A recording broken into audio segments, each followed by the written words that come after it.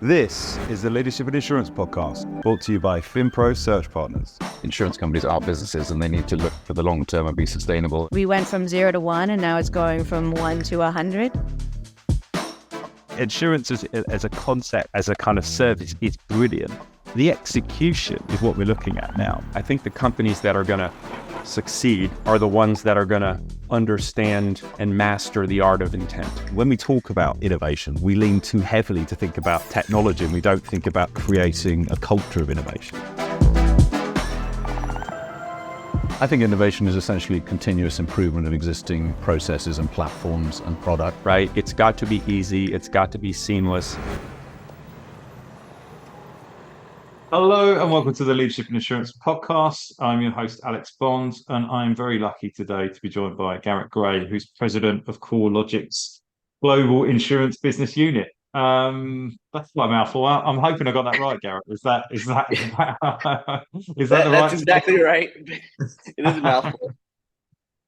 Well, look, I mean, we talked about this actually before, and I think CoreLogic's a business that we've wanted to have on for a while, and it's one of these kind of like huge businesses, and sometimes one of the things I talked about is kind of zeroing in on what that person's role is within that business. So I don't think there'll be anyone listening that is unaware of who CoreLogic is, but it'd be great, Garret, as is custom on the podcast, for you to introduce yourself and then obviously the specific business or business unit that you are responsible for.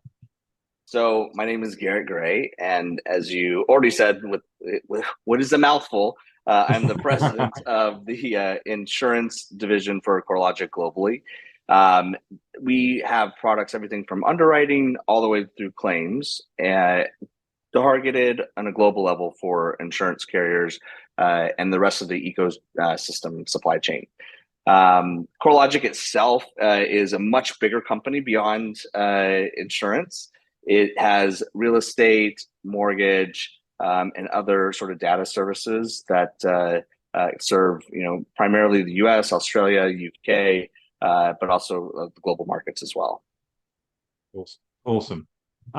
We've got loads to talk about. I was fascinated with the conversation that we had before, and also your journey to be part of the CoreLogic team is obviously very interesting, which I think we'll sort of pick into later on.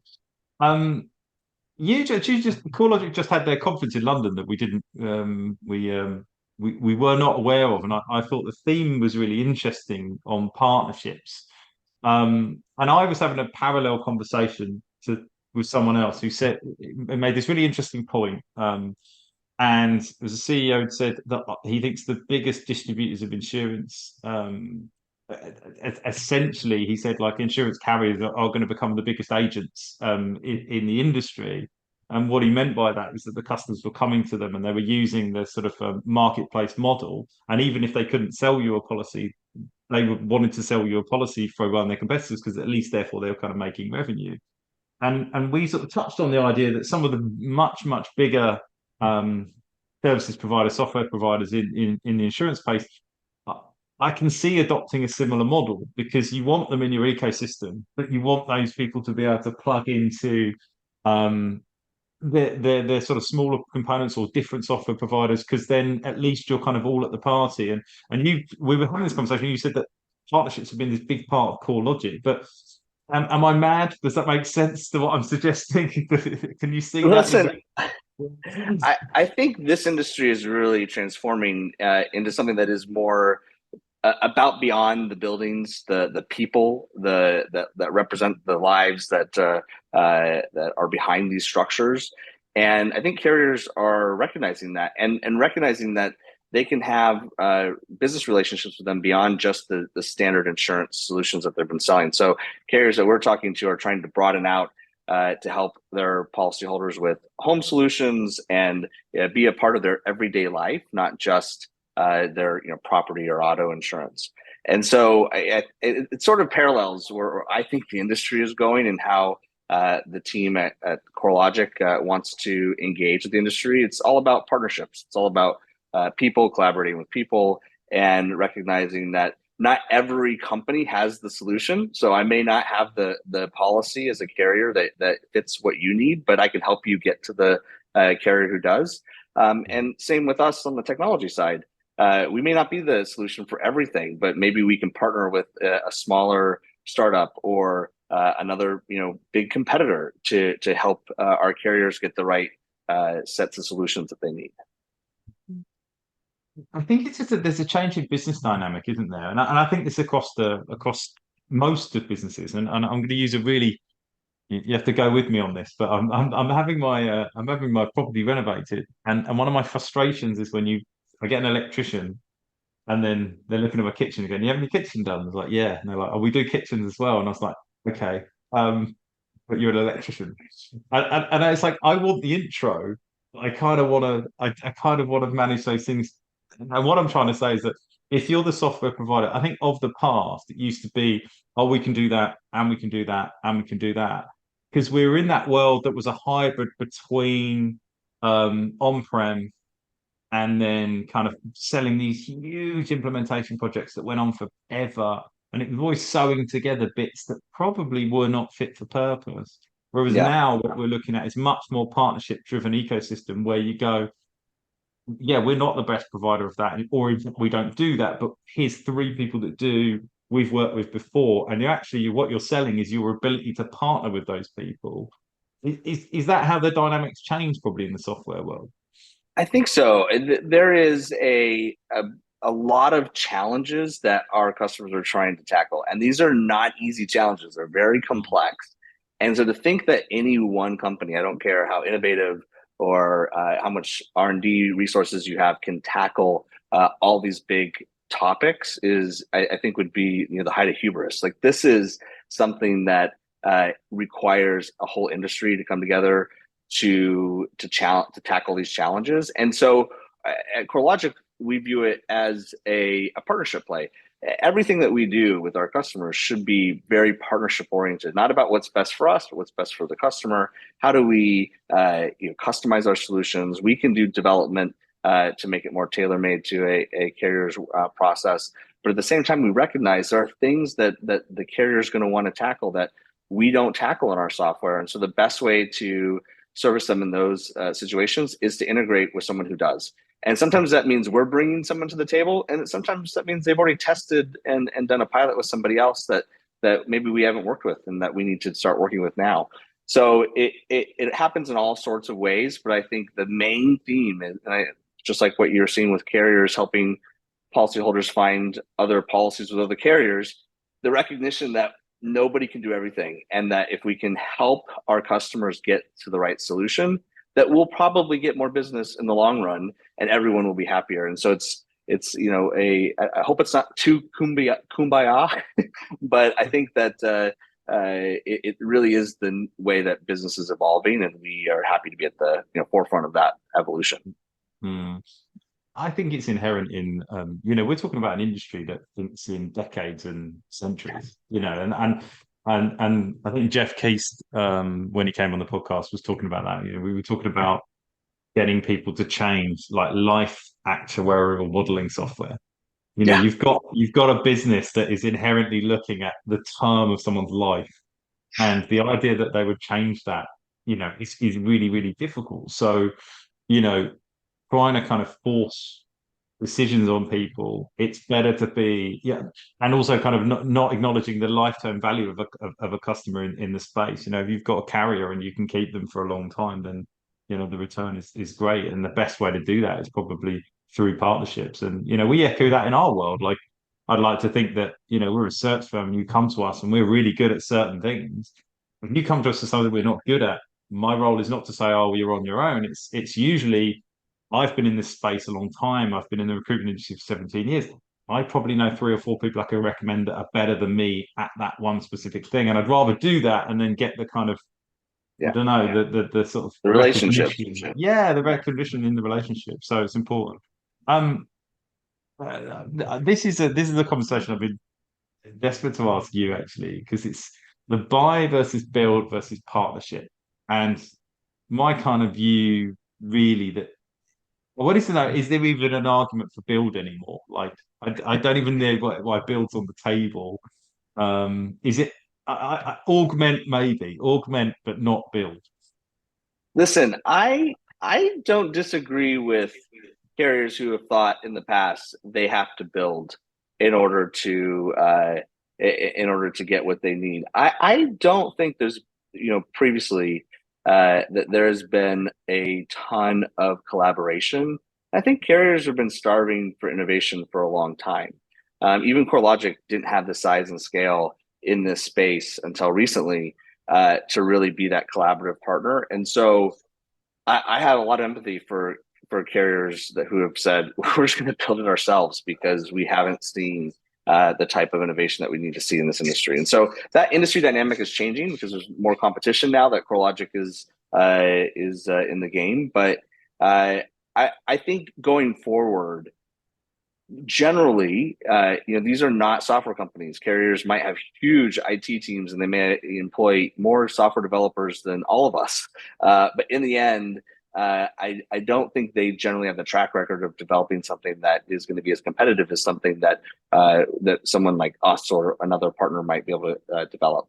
And so I think as we are engaging with customers more and they see the partnership side of how we operate and we're able to bring more players to the ecosystem, I think you'll see a lot less decisions to build and more to buy and partner. Yeah, it's just natural now, and I think I think back to when I used to work in insurance, and there was this. I was there, and it was a role. I worked in claims, and there was a rollout of this new claims software that had been completely bespoke built, and it was like it's such a good. It's funny. Wasn't in insurance for a huge amount of time, but it's always funny to me that I happened to be there in this window where they were rolling out this thing. It wasn't fit for purpose. So it was like 3 years, it didn't work. All the classic stories, like the claims team were using it. Almost no one had been involved in the claims team in the kind of creation of this thing. Whereas now, but I think that made sense then because finding a piece of software that you could integrate quickly, efficiently, and also fail quickly and get away from is also important. That's possible now. I'm not saying it's like easy, but you probably wouldn't take 3 years to roll in and out of a piece of any piece of software that you could use now. So what do you think that ability to fail quickly as well? Yeah, I think being able to fail quickly is very important for being agile and for getting to the best solution fastest. I think the other difference is that when a carrier is building internally, they're sort of building from their point of view only, and I think that's really important that their point of view is at the forefront of how things get developed. But at the same time, I think there's a healthy pushback that comes when a software partner like us has a broad perspective, sees all sorts of operational styles, and sort of can tell what works the best. And is that healthy challenge to say, hey, have you thought about doing it this way? And then it really helps edit, what people are building. Sometimes with software, you get everyone's idea and everyone has a kind of a perspective, and there's no traffic cop there to manage that, and you get a bit of a mess. And then in the end, no one uses it. And so I think working with kind of something that becomes a more industry standard that is getting a broad view of how the industry is operating can actually help a lot of these carriers operate more smoothly. Mm-hmm. Yeah, and it goes back to your earlier point as well, I think, is that they're not software companies. And I always think, to think about insurance as, this investment vehicle, and risk is the way that they're kind of driving the return. It's like the modeling around that, the way that they approach that, the way they use that, their thesis on that is the differentiator. And to a certain extent, it's like the software is fairly, not the software is ubiquitous, but like what every carrier has to do.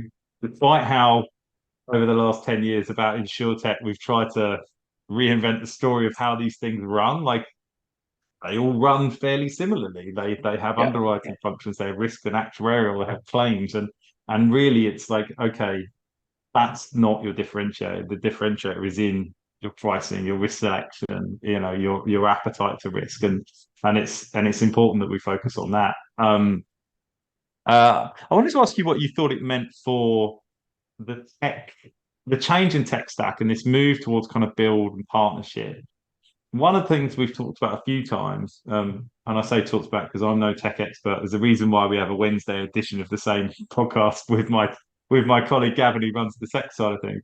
But the teams are. What do you think it means for the talent in those tech teams internally in insurance? Are we seeing slightly different profiles, slightly different needs from those teams as we go forward? Listen, I think the teams that carriers are bringing together to tackle these challenges are great teams. Like, they are very smart and are able to keep up with our teams. I think it's not just the tech team. I think it is the SMEs that surround them and the process for getting to the best answer. And I think that's where we excel. We pull from the industry. We're both insurance geeks and technology geeks. We're kind of that combination of the two. And I think that we're really good at attracting and creating a process that it allows those two things to really mesh together well. And I think that's maybe something that you see that is potentially lacking with certain carrier teams is, they're great technologists, but that kind of mashing of that in the actual insurance perspective is something that is sometimes lacking. And sometimes you see, conflict between the tech teams and the kind of the people on the front lines. And I think that's where we're really able to help come smooth that out in a real partnership style. I mean, it's reflective of that, that story of me playing first in insurance. It's like that was built in isolation. And I think where the tech teams don't work is they're talking tech and one's talking insurance, and the best teams do both really, really well. But that's right. And that has to be a cultural thing, right? Like, you have to have a cultural intention to do those two things well. And that is what a insurtech company does. It's not necessarily how a carrier operates. That's not their primary, intention. Like, they're not focused on that in the same way, and so it really requires a lot of intentionality to get to that sort of culture. Yeah, there's a conversation about culture that I like to have all the time, which is that the innovation, and we obsess about the tech, and you've got to build in that culture. And what is a culture of innovation? Like, it's allowing people to fail, it's allowing people to be brave, but more than anything, it's the culture of from top down of the ability to allow people to try new things and communicate across the piece that this is what we're going to go and do, because otherwise you get that innovation in isolation, which doesn't drive any change at all. And we see that a lot, and that's probably where you see really frustrated tech teams trying to do something. And we we did a project earlier this year, and we was to put together this algo underwriting team, and we put this project team in for this big carrier, and they went in and they were like, right, this is what we need to do, here's the scope. And then they started to go, these are the departments that we need to work with. When they went into these departments, there's about 3 or 4 separate departments. Most of these departments were part way through building this solution already, but none of them were aware that each of them were doing it. It's just yeah. Yeah, that makes a lot of sense. Yeah, quite right. How does CoreLogic approach partnerships? How do you, and I suppose what makes a good one work in your world? Yeah, look, I think this is, again, is a thing that you can only drive through having a intention around making this a cultural part of who you are. It has to be part of your DNA. And if it's not part of your DNA, you're never going to do it well. And so this has been a big focus of ours for quite a long time. And it's all about just driving to solutions that aren't always in our best interest. It has to be in the best interest of the client. And I think sometimes software companies only think about their best interest, think about their long-term strategies. And if it doesn't align, they're not interested. And I think our long-term strategy is our customers. And so that sort of point of view, I think, changes the way that you approach your customers. And in the end, what it does is it puts us in the trenches with the people who are living the claim experience or the underwriting experience every day, and it creates new products, it creates new innovations, it creates the type of environment where you actually get to the right answer. That means you have to be able to fail fast. It means you have to be able to trust each other and build relationships so that you can experiment and try things and go, hey, that didn't work. Let's try something different. Let's try to move fast. And I think once you have that relationship, and there's a number of big carriers that we have that relationship with, you see some really big value come out of that. And if you look at, from NextGear, which I know we'll get into, which is the company that I founded that then got acquired by CoreLogic, if you look at that kind of culture of being a kind of scrappy startup and one that is partnership focused, we actually took on some big challenges, and now you got the scale of CoreLogic and you mash those things together. For us, it's really exciting because when you can have that partnership oriented culture, and then you have scale and the ability to tackle big challenges, there's really no limit to what you can achieve with your customers. Yeah, it's amazing how we talk about tech and then it always comes back to culture, always comes back to the people. Always comes back to culture, yes. Yeah, because it's people who are actually driving these things forward. And if they're not engaged or they have a culture of we know everything and they can't see past their own solutions, then you don't get the outcomes that you're looking for. And so it's all about how you engage with people. I couldn't agree more. The challenge, I think, with the CoreLogic, and this is why I think wearing your hat, your NextGear hat, and I've got a specific question around that, but I wanted to, how does a company that is as large as CoreLogic get close enough to these kind of like really early, really exciting developments in InsurTech outside of those that you might be kind of working on yourself from an R&D perspective? So, talking about that culture piece, how do you allow yourself to get close enough to those kind of real cutting edge, bleeding edge pieces of tech? Yeah, look, I think it's about segmenting off teams that are solely focused on those sorts of things, knowing that there might be things they're working on that won't actually turn into customer value because it just doesn't work, but we needed that experiment to figure that out. So we look at it slightly differently in how we're approaching this whole kind of emerging tech with generative AI and all sorts of buzzwords we could throw around in our space today, especially in the technology side. And I think the way that we're looking at it is, how do we create small innovations every day so that we're delivering value and increased value every day, so that when you look back 5 years from now, it looks really transformational. However, or it is transformational. However, you didn't have to wait 5 years for the value. And so I think our approach to kind of this bleeding edge technology is, how do we keep integrating pieces of it without saying that, hey, we're working on something that 5 years from now is going to automate your entire experience, or 10 years from now might automate your entire experience. So it's completely speculative.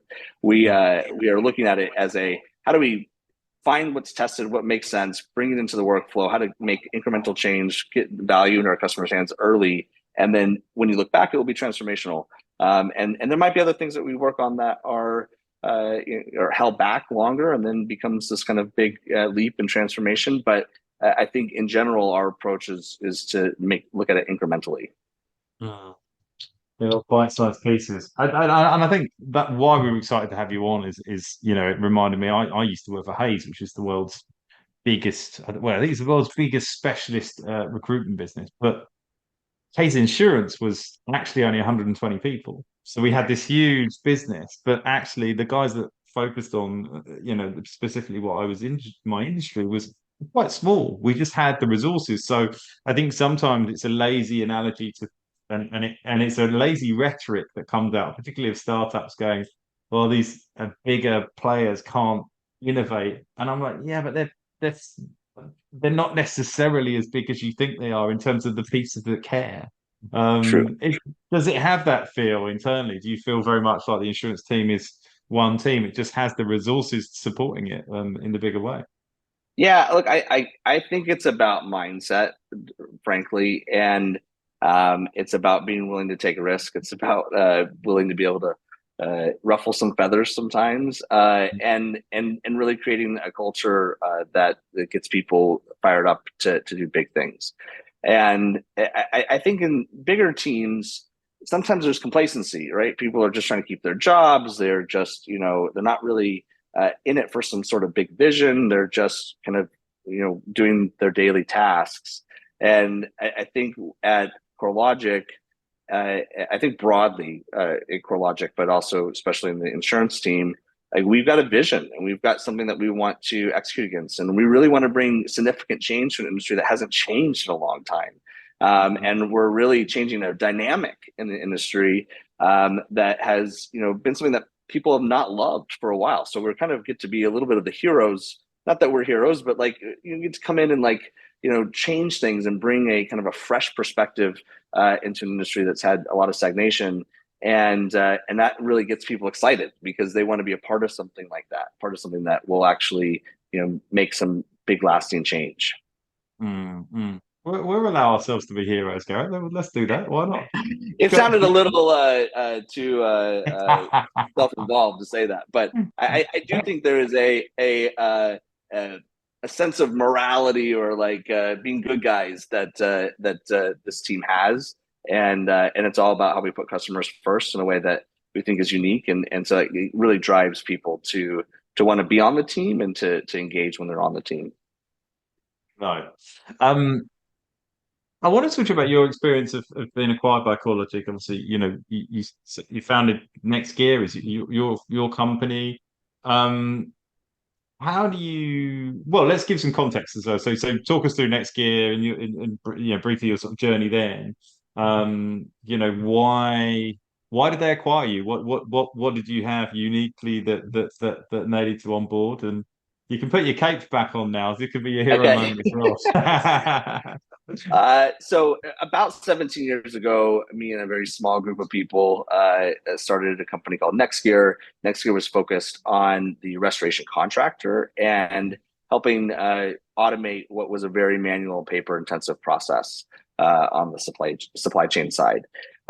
We really were involved in helping contractors just better their businesses, and that was something that started to get the attention of carriers, because obviously they want a strong supply chain where we get good processes and good customer outcomes.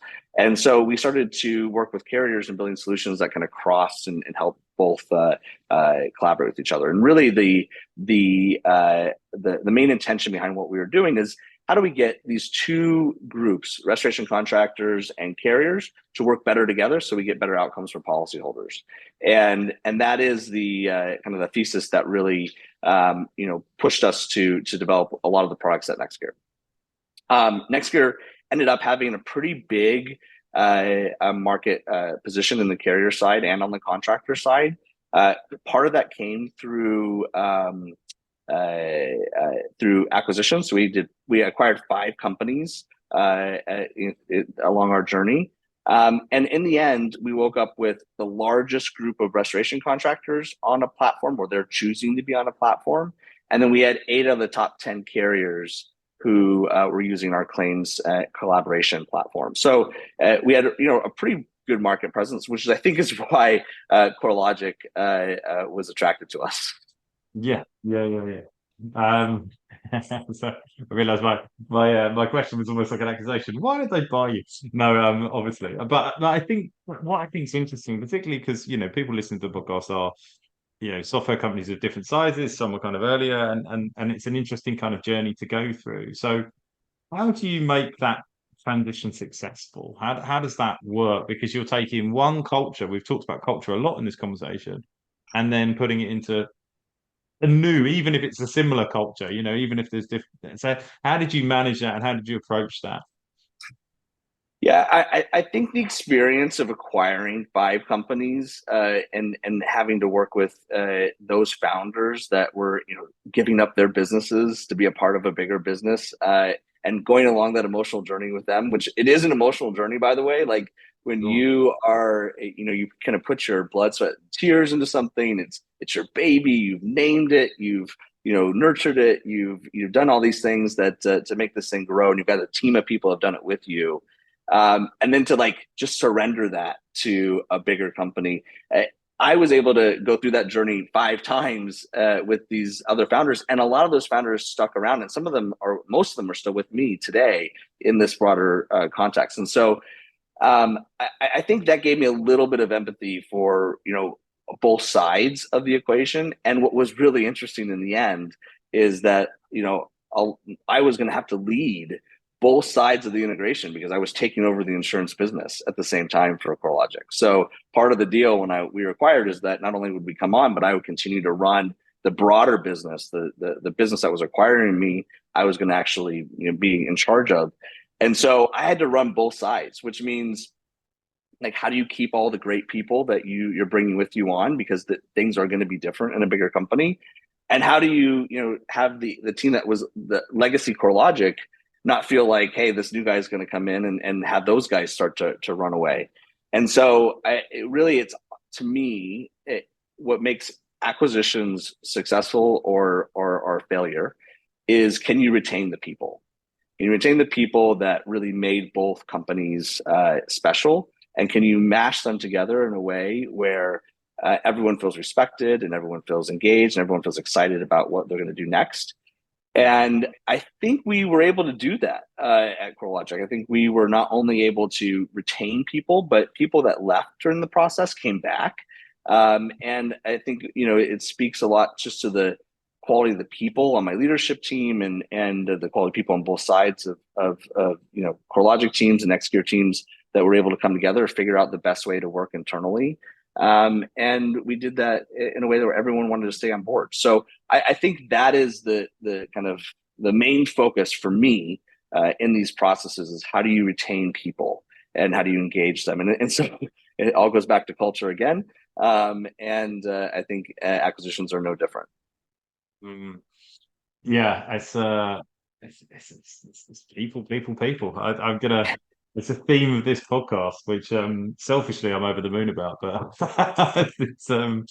but yeah, I mean, we talk about this a lot, and innovation is technology, but people build technology. So it's always about having the right people, keeping the right people, motivating the right people, and that's what creates big businesses. And I think sometimes we overcomplicate things because we try and, in this world of AI, and there's always that talk about kind of, there's always the sort of clutching at pearls kind of dramatic version of kind of AI where everyone's going to be replaced. But we all know it's like the best people will always have a job, and they'll have a more higher valued, more kind of rewarding role because some of the monotony's been taken away. The I can't believe how quickly we've got through kind of a half an hour here. So I'll probably leave on this, but there's a lot for you to do there. I'm sure you've got big ambitions for the insurance business unit. So what can we expect to see over the next kind of 12 to 18 months from CoreLogic around the insurance piece? Yeah, I think our main goal right now is to make sure that we're serving our customers in as broad of a context as possible. So everything from our underwriting and our CAT and data models that help carriers assess risk and price, and all the way to how they manage the claim if there is a claim. And there is a huge focus for us of helping carriers get in as much of that tech stack as possible. And the estimatics is something that is more nascent for us. So we have less people using our estimatics than we like, and so we've been really growing that with Liberty Mutual and Chubb, embracing that recently, and a few others that we can't talk about yet. And so I think what you'll see with us on the claim side is that there'll be a balance of carriers using our estimatic platform versus our competitors. And then I think we've got some of the best expert systems that surround that.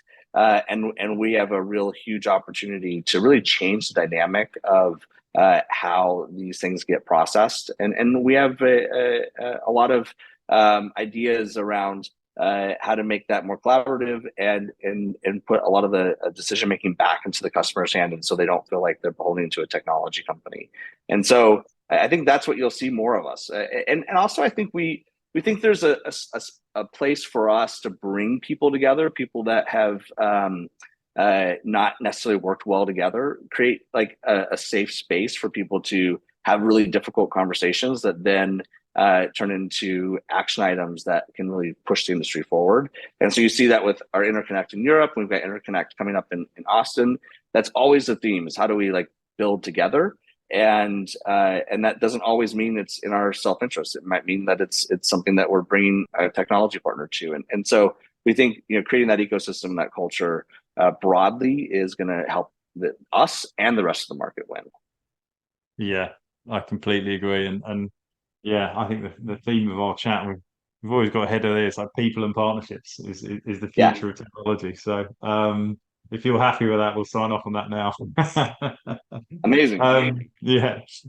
Garret, it's been a pleasure talking to you. You know, I think we've really managed to break down and distill kind of where CoreLogic sits from an insurance perspective. And I think, honestly, outside looking in, sometimes these kind of larger software companies are hard to get your hands around. So it's really good to kind of distill it down. So thank you for that. And look, thank you so much for being a guest on the Leadership in Insurance podcast. Yeah, thanks for having me. It's been great.